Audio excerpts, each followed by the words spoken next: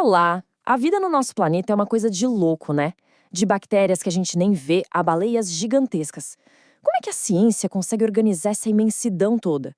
Hoje, a gente vai mergulhar nesse gigantesco sistema de arquivamento cósmico para entender como a vida é classificada. Pois é, essa é a grande pergunta.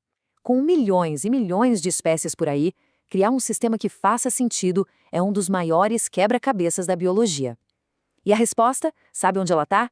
Em procurar padrões, começando pela pecinha mais fundamental de todas, a estrutura das células.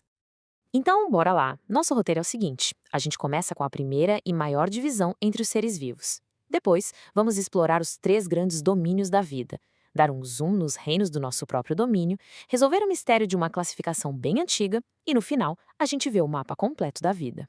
Tudo começa aqui, na unidade mais básica da vida, a célula. A estrutura interna da célula de um ser vivo é a primeira e talvez a maior pista para a gente saber onde ele se encaixa no grande esquema das coisas. E olha, a diferença da água para o vinho. De um lado, temos as células procariontes, bem mais simples, onde o material genético, o DNA, fica ali meio que nadando livre no citoplasma. Do outro, as células eucariontes, bem mais complexas, com o núcleo todo organizadinho, tipo um cofre para proteger o DNA e mais um monte de outras estruturas especializadas, como se fossem pequenos órgãos internos, que a gente chama de organelas. Essa divisão, pessoal, é a base de tudo que vem pela frente. Ok, com base nessa diferença fundamental das células e também em análises genéticas super avançadas, os cientistas criaram um nível mais alto de classificação que existe, os domínios. Pensa neles como os 3 grandes pilares que sustentam toda a árvore da vida. O primeiro domínio é o bactéria. Esses são os procariontes mais famosos. Eles são unicelulares, estão em todo lugar que se possa imaginar, no nosso intestino, no solo, na água. E eles têm uma característica que é a marca registrada deles, a parede celular, que é tipo uma armadura e que contém uma substância exclusiva chamada peptidoglicano. Agora, o segundo domínio, arqueia, é simplesmente fascinante. À primeira vista, eles até parecem bactérias, são procariontes também, mas por dentro, na bioquímica deles, são um mundo completamente diferente. Eles não têm aquele tal de peptidioglicano e muitos são conhecidos como extremófilos, ou seja, os durões da natureza, porque adoram viver em lugares onde quase ninguém mais sobrevive, tipo fontes termais fervendo ou águas super salgadas. E por último, mas não menos importante, chegamos na nossa turma, o domínio eucária. É simples, se um ser vivo tem células complexas com núcleo, ele pertence a este grupo.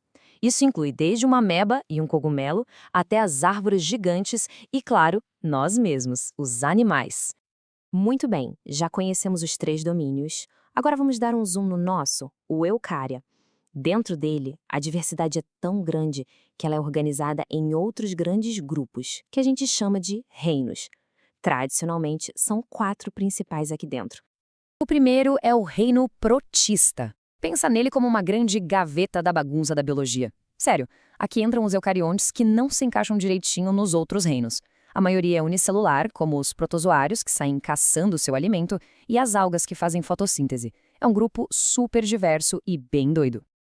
Em seguida, o reino fungi. Sim, os fungos, cogumelos, bolores, leveduras. Eles têm um jeito todo especial de viver. Eles não comem como os animais, nem fazem fotossíntese como as plantas. Eles, na verdade, absorvem nutrientes do ambiente. A parede celular deles é feita de quitina, curiosamente, o mesmo material do esqueleto dos insetos. E eles têm um papel ecológico fundamental. São os grandes recicladores da natureza.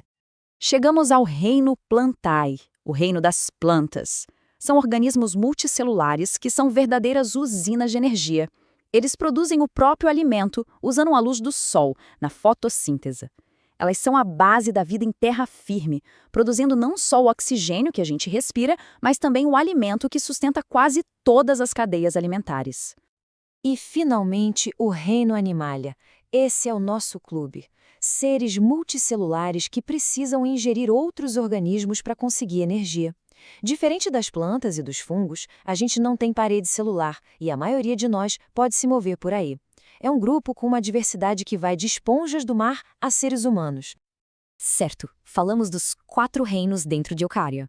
Mas talvez alguém aí esteja se perguntando: ué, mas e o famoso 5º reino que eu aprendi na escola?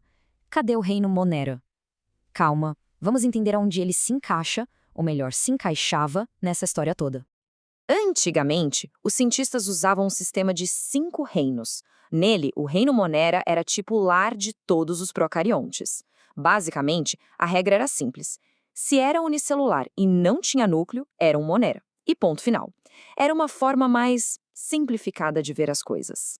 Só que a ciência não para, né? Com o avanço da tecnologia genética, os biólogos conseguiram olhar o DNA desses seres bem de perto e, surpresa, descobriram que aquele grupo que parecia uma coisa só, o tal do Monera, na verdade eram 2 grupos muito, mas muito diferentes um do outro. Como a gente vê no diagrama, aquele galho único na árvore da vida foi dividido, dando origem a 2 domínios enormes, bactéria e árquea.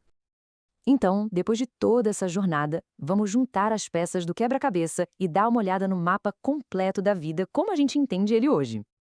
E aqui está ela, a grande e magnífica árvore da vida.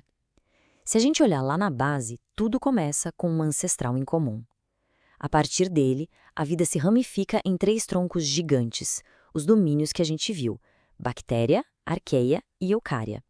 E bem ali, aninhados dentro do ramo eucária, a gente encontra os reinos protista, fungi, plantae e animalia. É uma visão super elegante e poderosa da história da vida.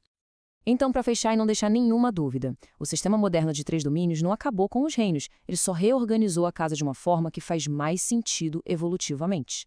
Como essa tabela resume bem, os 2 primeiros domínios, bactéria e arqueia, juntos são o que correspondia ao antigo reino Monera.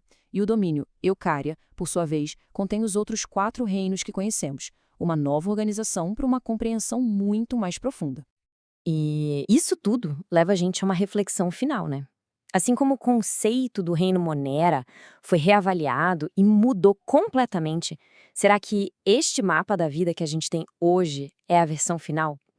A ciência está sempre em movimento, e cada nova descoberta pode adicionar um galho novo ou até mesmo redesenhar a árvore inteira.